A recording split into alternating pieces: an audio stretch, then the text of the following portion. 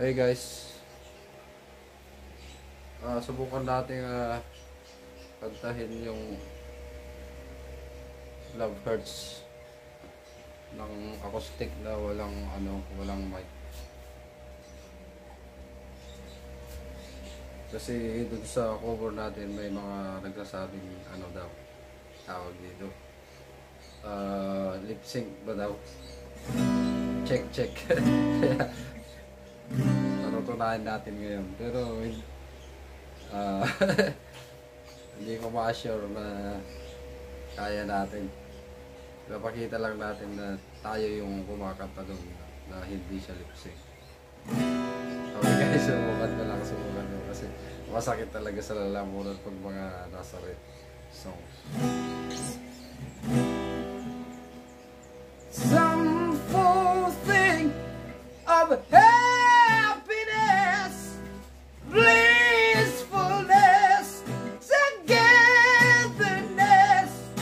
Some fools fool themselves, I guess. They're not fooling me.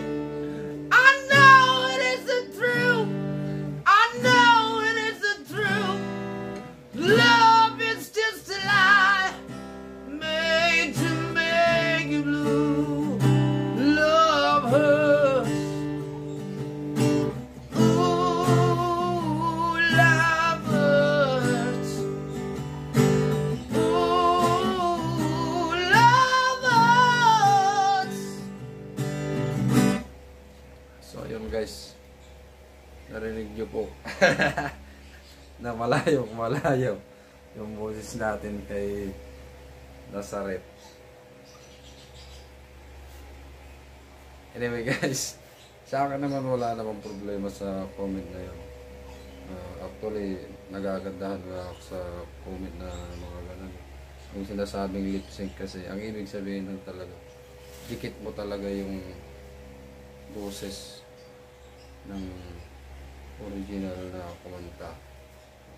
So ayan guys, sinubukan ko lang. Ayaw kong tapusin kasi masakit talaga sa lalamunan, lalo na pag walang mic.